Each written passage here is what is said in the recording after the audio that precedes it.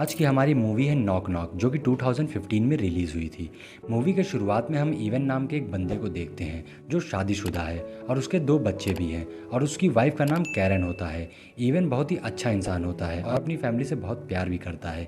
Even की wife Karen एक artist है जो मूर्तियाँ बनाती है। अब आज फादर्स डे है, इसलिए इवन के बच्चे इवन से केक लाने को कहते हैं और गिफ्ट के साथ सेलिब्रेट करने को कहते हैं। तभी वहाँ कैरन का असिस्टेंट लुइस कैरन की मूर्तियाँ लेने आता है, मगर मूर्तियाँ अभी भी गीली होती हैं, इसलिए वो कुछ दिन बाद आने को बोलकर चला जाता है। जैसा कि आज फादर्स डे था, इसलिए इवन की फैमिली बीच पर जाने का डिसाइड करती है, लेकिन इवन को काम था इसलिए वो बीच पर नहीं जा पाता और घर पर ही रहता है। फिर उसकी फैमिली बीच के लिए चली जाती है। इसके बाद इवन घर पर अपना काम करने लगता है, तभी उसके डोर पर आवाज़ आती है। जब इवन डोर खोलता है तो वहाँ पर 2 लड़कियाँ होती हैं जो बारिश की वजह से पूरी तरह से भीग गई थी, जिनमें से एक का नाम बेन होता है और दूसरी का नाम जेनेसिस होता है। बारिश में भीगने की वजह से उनका फ़ोन भी ख़राब हो गया था, इसलिए वो इवन के फ़ोन से कॉल करने के लिए कहती हैं, तो इवन उन्हें अंदर आने को कहता है, जो कि उसकी बहुत ही बड़ी भूल होती है। अब ये कैसे, ये आपको आगे पता चलेगा। अंदर आने पर वो लड़कियाँ इवन को बताती हैं कि वो दोनों एक पार्टी में जा रही थी, लेकिन वो जगह बहुत दूर है। तो इवन एक कैब बुक करता है जो कि 45 मिनट में आने वाली थी। जब तक कैब आती, इवन उन्हें पहनने के लिए गर्म कपड़े देता है, क्योंकि उनके कपड़े पूरी तरीके से भीग गए थे, और उनके लिए चाय भी बनाता है। कपड़े बदलने के बाद वो दोनों लड़कियां इवन से बात करने लगती हैं और धीरे धीरे इवन से काफ़ी ज़्यादा फ्रैंक होने लगती हैं। लेकिन इवन को ये सब ठीक नहीं लग रहा था, इसलिए वो उन दोनों से दूर होने की कोशिश कर रहा था। वो बस कैब के आने का वेट कर रहा था ताकि वो दोनों जल्दी से यहाँ से चली जाएं। टाइम बीतता जा रहा था। जब कैब के आने के बस 5 मिनट बचे हुए थे, तभी वो लड़कियां वॉशरूम जाती हैं। फिर इवन देखता है कि कैब आ गई हैं, तो उन लड़कियों के कपड़े लेकर उनके पास जाता है और उन्हें बताता है कि कैब आ गई है, तुम लोग जल्दी से बाहर आ जाओ। लेकिन उसे अंदर से कोई रिस्पॉन्स नहीं मिलता, तो वो आंखें बंद करके अंदर जाता है। अंदर जाने पर वो देखता है वो दोनों लड़कियां बिना कपड़ों के नहा रही थी।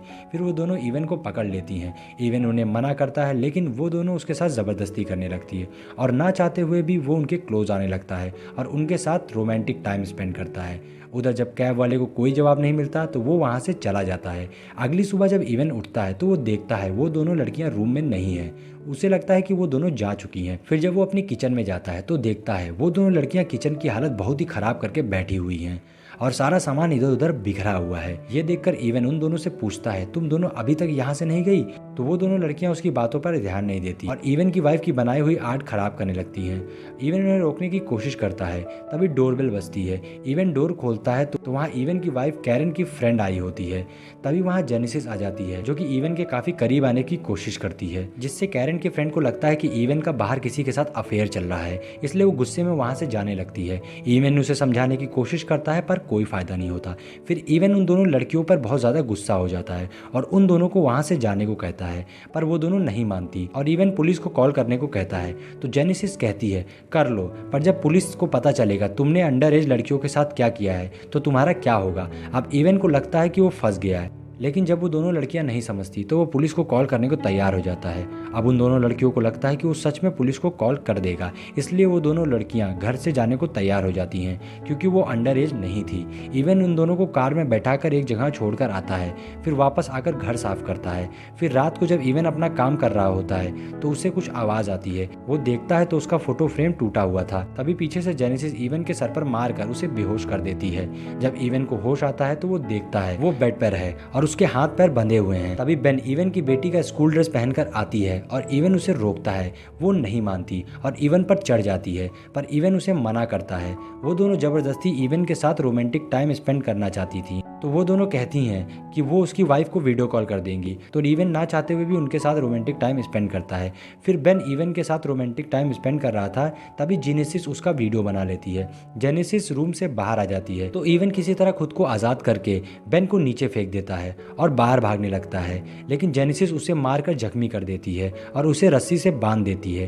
तभी वहाँ कैरन का असिस्टेंट लुइस आता है, जो उन दोनों लड़कियों को देखता है तो वो उससे कहती है वो इवन की कजन्स हैं, लेकिन तभी उसे इवन की आवाज़ आती है और वो इवन के पास जाता है। तभी बेन और जेनेसिस कैरन की मूर्तियां तोड़ने लगती हैं। लुइस उन्हें रोकने जाता है तो इवन उसे रोकता है और कहता है वो दोनों बहुत ही खतरनाक है, पर लुइस उनके पास जाता है। कुछ ही देर में लुइस को सांस की प्रॉब्लम होने लगती है, क्योंकि उसे अस्थमा की बीमारी होती है और उसका इनहेलर जेनेसिस के पास होता है।